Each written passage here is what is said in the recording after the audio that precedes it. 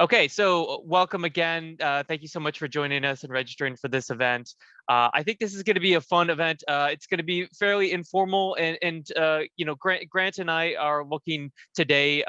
We're really looking to have a conversation, and we want to have a conversation about the resources, about the data resources that one we can offer you as a system, and then two, the resources that you might be interested in having in your own libraries or using in your own libraries. So I'm looking forward to that.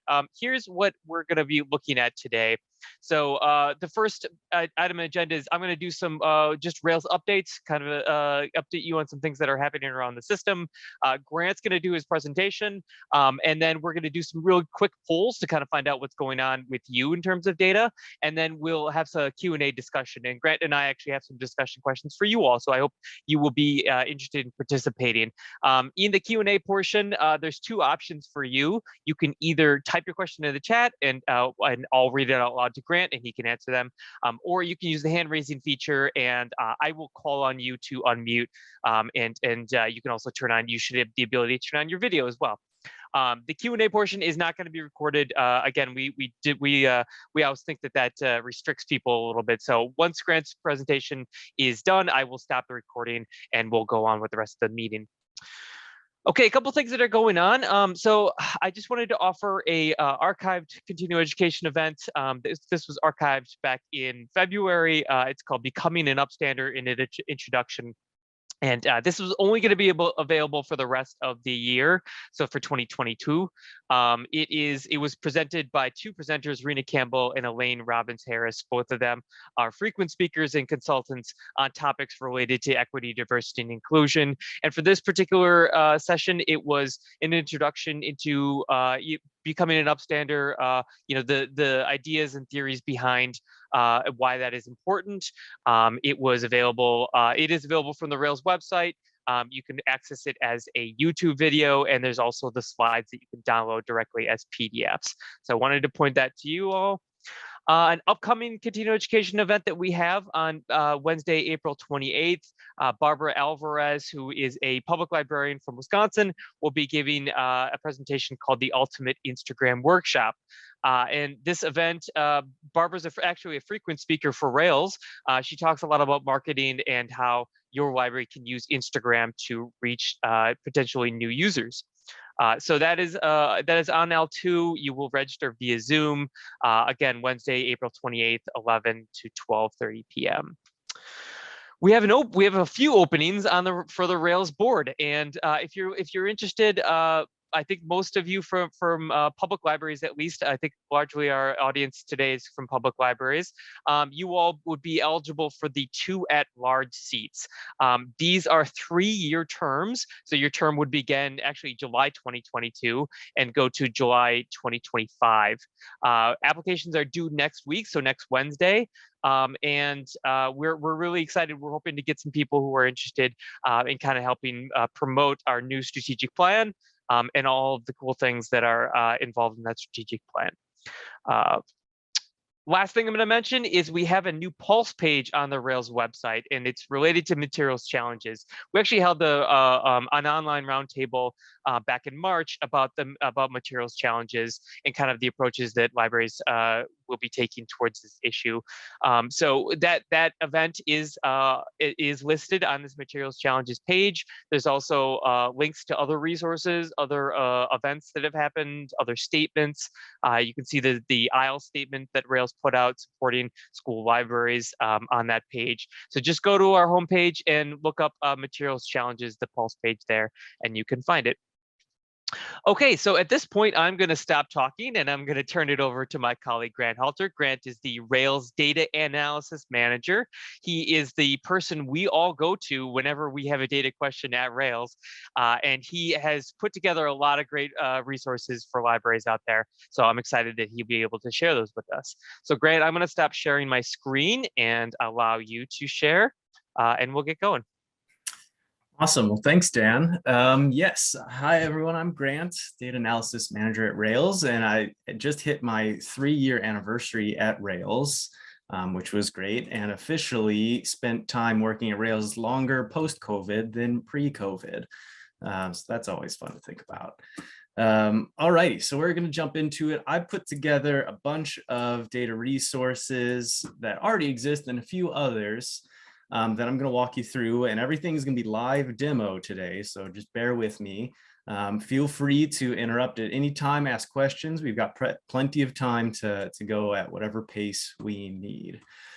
So you see my screen here, just the front page of Rails, and I'm going to be going through this data in libraries pulse page, mostly, that has this kind of top section with a lot of different data resources that either I've made or we just have access to through the library world. There's a lot of great stuff on this page that I'll just browse through quickly. Some great podcasts, all data related stuff, deals and discounts, data analyst job descriptions I've heard interest in. So the ones that exist in Illinois are posted there that I'm aware of. Some of our past Rails data resources archived there, other random articles, some podcasts, anything to kind of pique your interest in library data is here. So back to the top. So I'm going to start out with this Rails map portal, which I've just started building this year. It has reopening map status map, which some of you may be familiar with, which has been going on for the last 2 years, just managing showing what different services libraries have available throughout pandemic restrictions and all those things.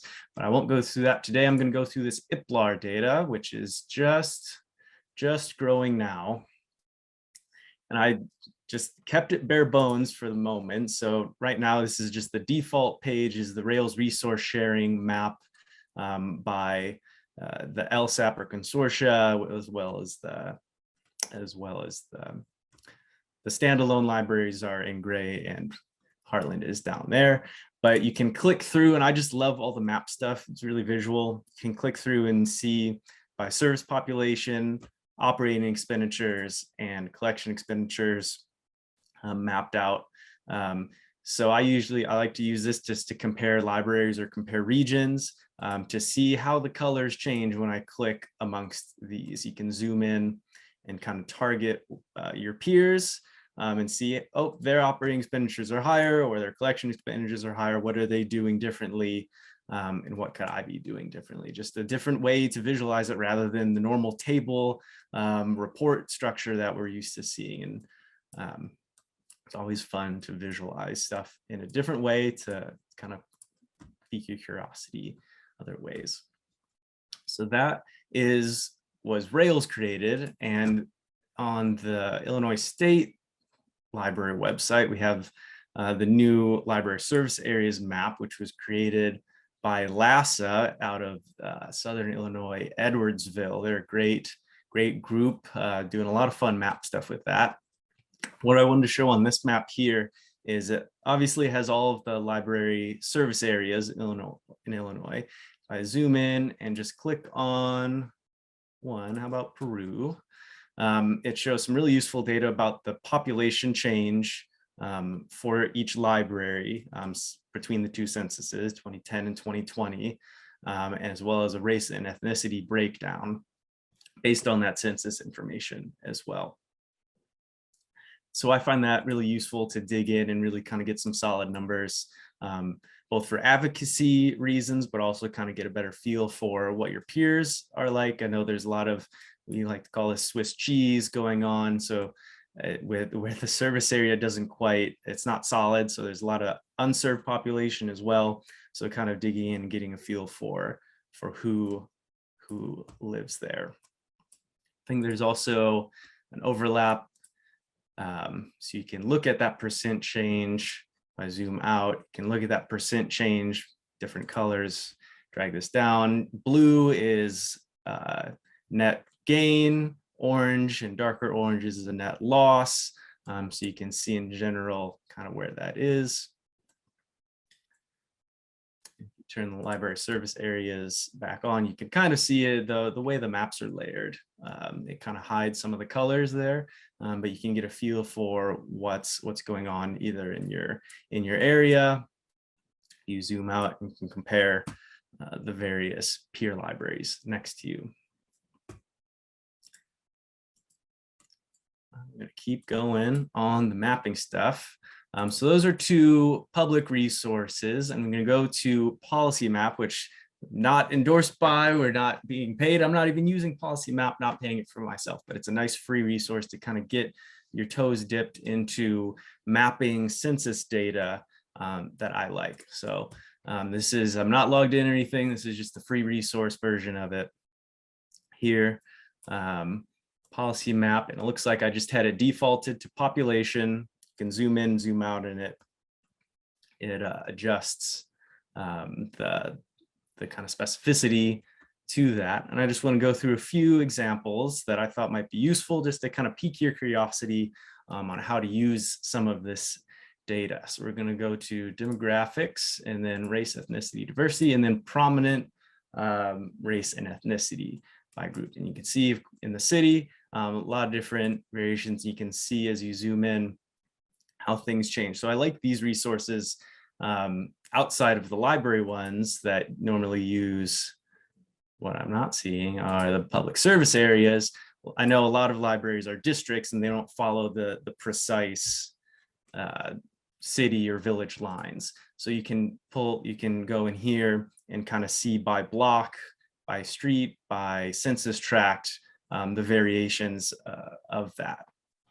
So it's nice that you don't have to do any of the work yourself. You just kind of log in and they have this little preview for you so you can browse the state as you like.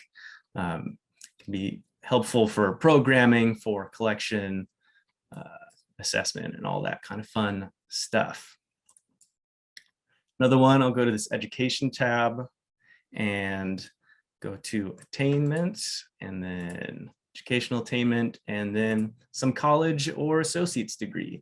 Again, if you pay, I think you can change the colors. So purple isn't my most favorite thing ever, but again, just a really neat way to dive into this unique data that can feel scary. The census is a lot of data to manage, and reporting it and downloading it from the census website itself and then turning it into something like this can take a lot of labor on your library staff. So this is a neat little way to just kind of get a little picture, to kind of be one piece of your advocacy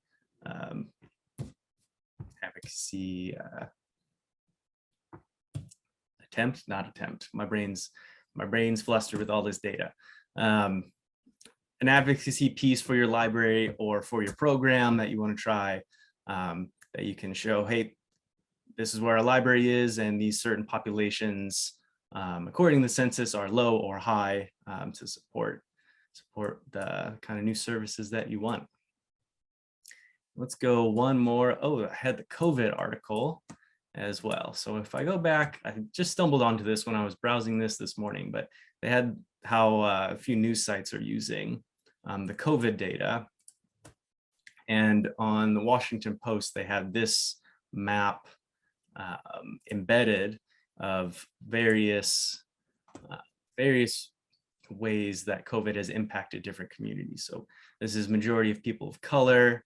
You can see less risk, more risk for high risk health conditions, and you can browse the state that way is too. And if you hover, you can see there's different metrics for pre-existing conditions there. I just thought this was really neat to show if no one else has come across it just yet.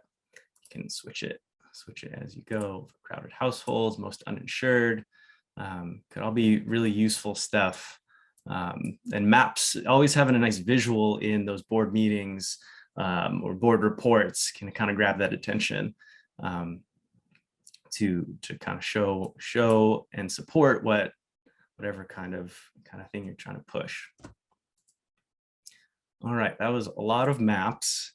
Any questions yet? Are we still going?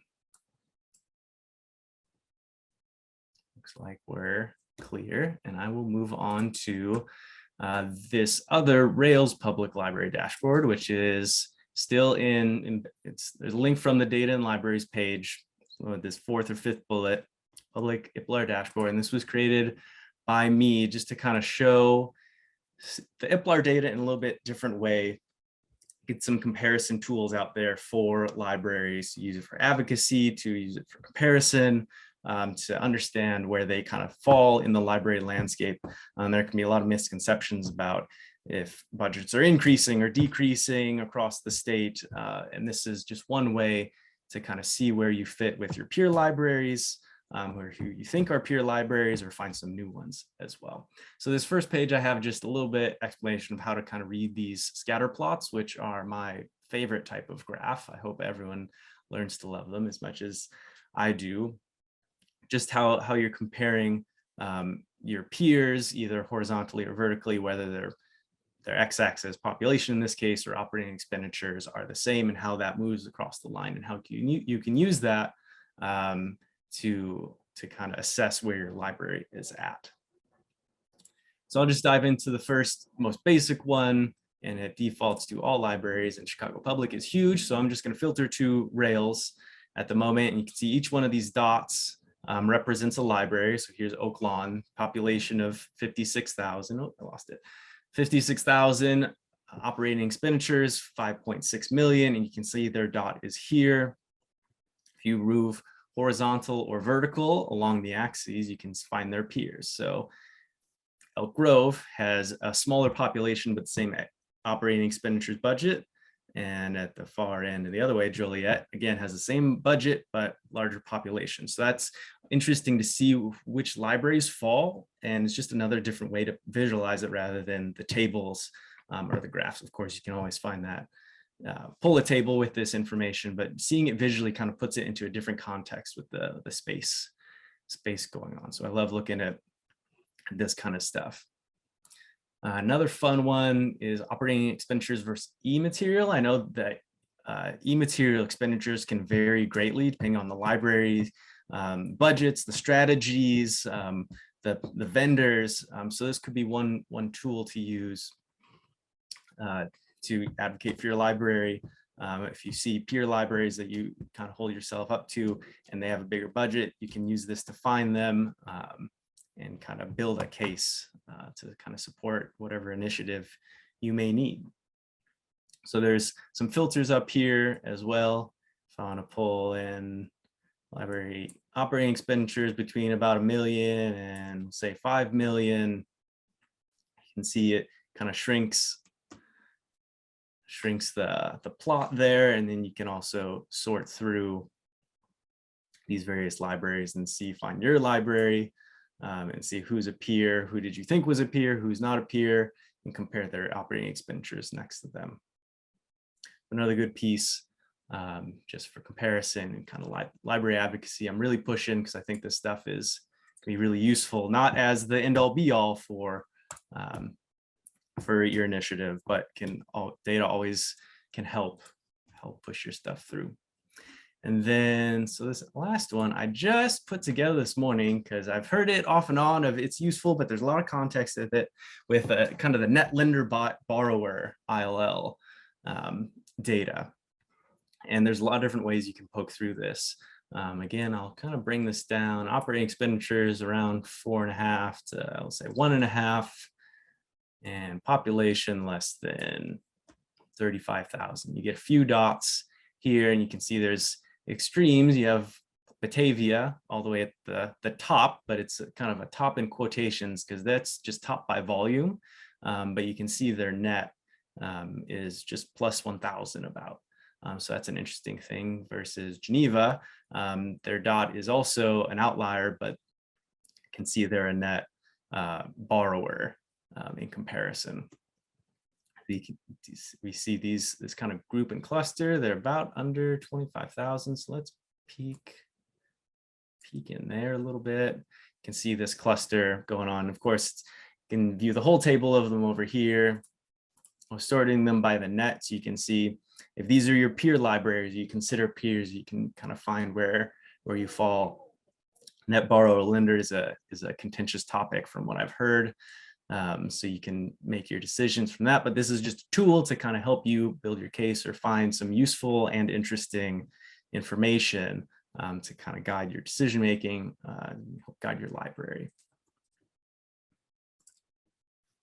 Lots of other stuff. Building square footage versus population was always a fun one for me to poke through.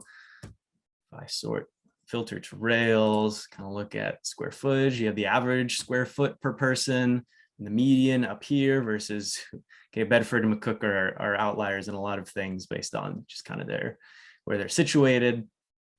But you can see kind of who's above the average, who's below, and kind of where you fit. Is also always a useful thing. Trying to put this IPLAR data in context. I know all the public libraries fill it out every year, and you know your own data, but it's hard to get access to the bulk of it and kind of make sense of everything that's going on. So hopefully some of these pieces are useful for you to kind of pull you in and want to explore it for yourself and kind of put those pieces together. And of course, please send me an email, ask me a question. I'm happy to build more of these dashboards by request. If you know there's some IPLAR data out there that you'd be interested in to explore, I would be happy to make anything like that.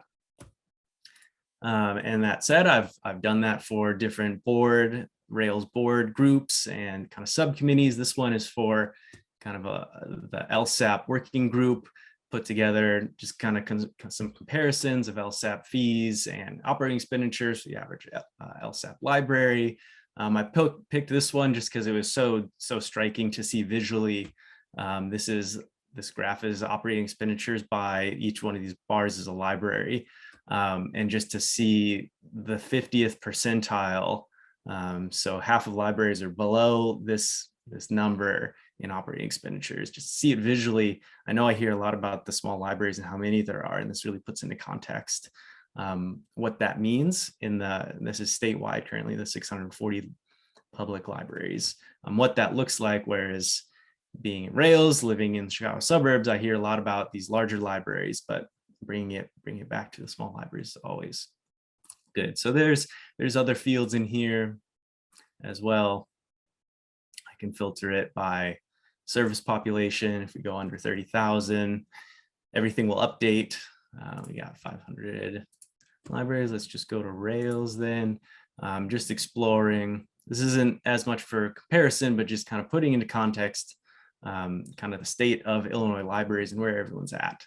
And I have a dream of putting all of the years of IPLAR data in so we can see the trends of change over maybe the past 5 or 10 years of what do the operating expenditures look like for libraries over the last 10 years? Are they increasing, decreasing? What are those rates? I think all that would be really useful. One example that was recently shared with me was electronic material, kind of going back to this graph is what is the trend? Okay, this is one static year of operating expenditures versus electronic material expenditures. What does that look like over the past 5 or 10 years? How would that be useful to see the trends? Is electronic material, is that outpacing print material? And if so, by how much? What's the rate? Are the budgets being accounted for relative to the CIRC? If the CIRC is increasing at 5% or at 5 times a year, whatever rate it is, are the budgets keeping up? And how can you use that information to kind of advocate for more money or to kind of build up your services as well? So that was the big stuff. I have a few other things. This was my other baby, the Rails Biblio board data, which even if you don't have, you're not aware of Biblio board, it's a publicly available collection that Rails kind of manages, but posted by a lot of different libraries. Most commonly I found is put in a random zip code. You can see kind of what are the trending. Oh, okay, Lockport. There's a lot of yearbooks in here, but what are some trending titles in this publicly available data set? And this one's very different because I have every checkout on the platform that you can explore in date ranges, and you could see in your area what are the popular titles, what are the popular genres or collections that could guide some of your usage. This one is also on the data and libraries page, this bullet down here. I think that was all I was going to go through. I know I whipped through a lot of that information